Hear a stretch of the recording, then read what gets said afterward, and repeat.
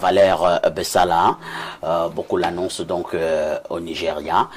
Beaucoup constatent également qu'il ne parle pratiquement plus. Nous parlons là de M. Issa Chiroma Bakari. Est-ce qu'il faut dire que c'est un recul et un silence stratégique? Bon, je ne sais pas si il faudra jouer aux devinettes ou au devin. Je crois que je vais plutôt m'appesantir à analyser la situation à partir de son début pour que chacun essaye de voir s'il est possible qu'il soit hors du Cameroun ou hors de Garoua. Je pense que c'est cela la problématique. Bon, de toutes les façons, pour moi, c'est un individu, il n'est pas important dans l'analyse du changement en tant que tel. Mais il faut déjà qu'on comprenne l'attitude de l'homme. Et pour mieux la comprendre, j'ai toujours l'habitude de le dire, les événements politiques, ou notamment les révolutions, se comprennent d'abord à 30% à partir du profil du candidat. À partir du profil du leader, puisqu'il s'agit du leader. Et à partir de son profil, on regarde aussi son parcours, on regarde aussi sa constance, non seulement dans le discours, mais aussi dans ses relations. Et je crois que quand on est parti de ces quelques éléments, il y en a plein pour analyser un leader dans un mouvement ou dans une révolution. Quand on part de là, on peut donc se poser légitimement la question que vous nous posez. Est-ce qu'il serait dehors ou il serait encore à l'intérieur?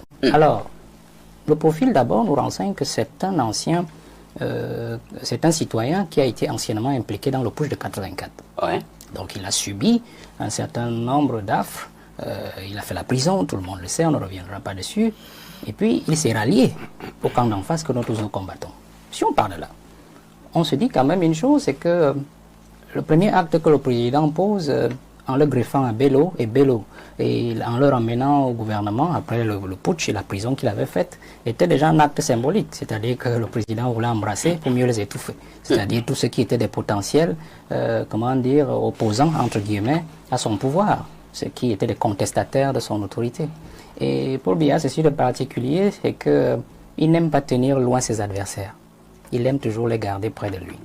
Parce que c'est une stratégie et après 84, il était clair qu'il fallait éviter ce que les autres pays africains ont eu à faire comme erreur. C'est-à-dire que des contestataires ou des putschistes qui étaient sortis du territoire étaient allés aboyer hors du pays pour constituer encore des milices pour revenir au pays. On a vu par exemple avec qui mettaient les régimes très mal à l'aise. On a vu Bozizé, on a vu en Centrafrique, on a vu ailleurs. Donc je pars déjà de là pour qu'on comprenne qu'il y a deux choses l'une.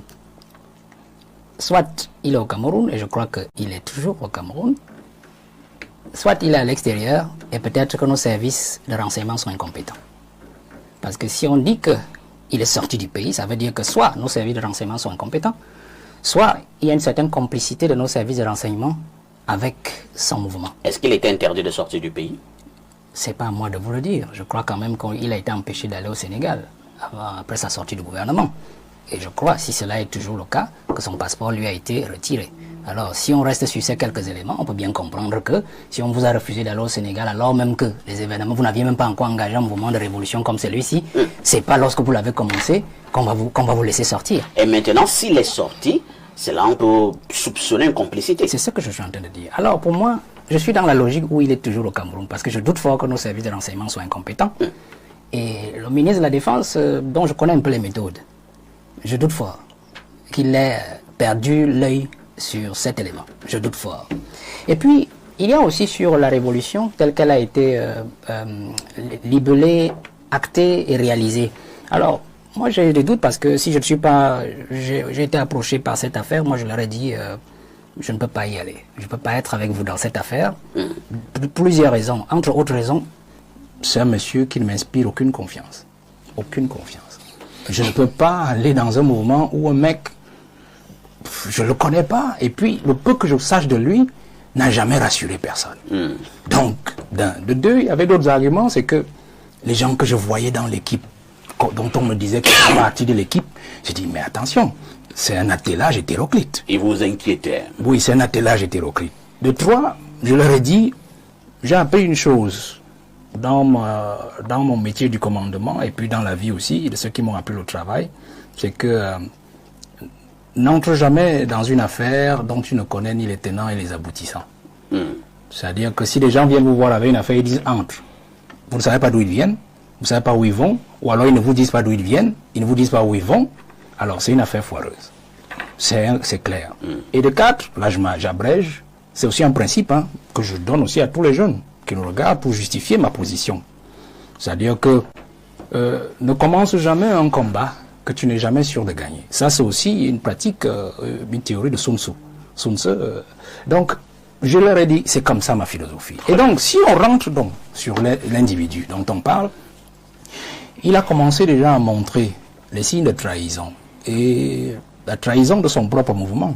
Parce que le mouvement de révolution, il commence toujours comme ils ont commencé. Oui. C'est-à-dire qu'on commence par le bruit, il faut montrer le bras de fer, il faut montrer le muscle à l'adversaire. Ils ont commencé par les marches pacifiques, dites pacifiques, bon, qui ont vrillé en violence et casse et tout ce qu'on a vu. Les pillages. Mais le problème, c'est les villes mortes. Quand vous voyez les villes mortes telles qu'il a annoncé les villes mortes, logiquement, pour quelqu'un qui est dans une révolution normale et qui ne veut pas trahir, je dis bien qui ne veut pas, qui ne veut pas vouloir, entre guillemets, c'est justement de faire passer les villes mortes sur toute la semaine, y compris le 6 novembre.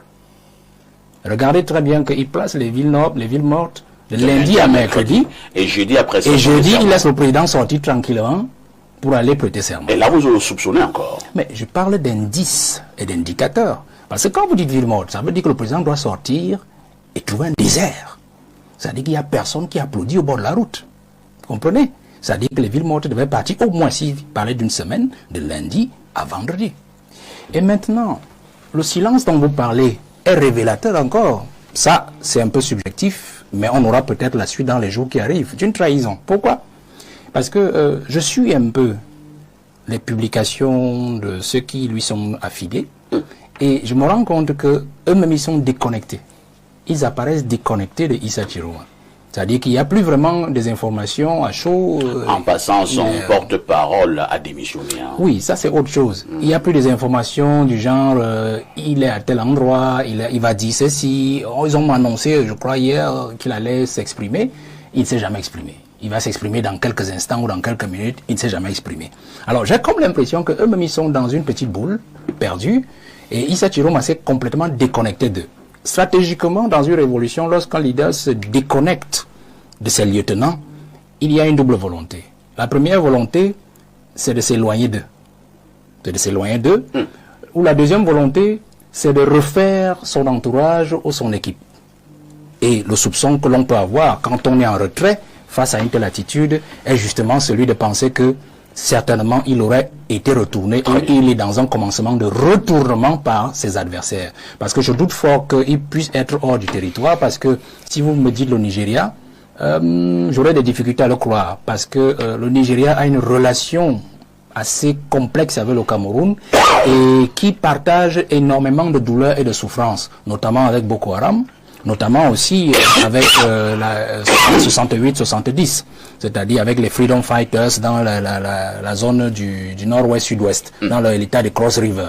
Et la révolution Ibo, Kaïdjo avait refusé sur notre terre, parce que De Gaulle effectivement voulait faire du Cameroun une base arrière du soutien aux Ibo, qui voulait acter une sécessionniste, acter le sécessionnisme face à l'État nigérian. Donc je crois que nous sommes dans cette logique-là où le Nigeria trouverait des difficultés à admettre que Issa se retrouve chez lui. Le seul leader après, dans le putsch de 84 qui a été au Nigeria, c'était Bello.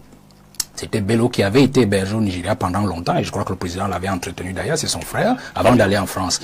Aujourd'hui, on a eu Sissekou, aussi Sissekou.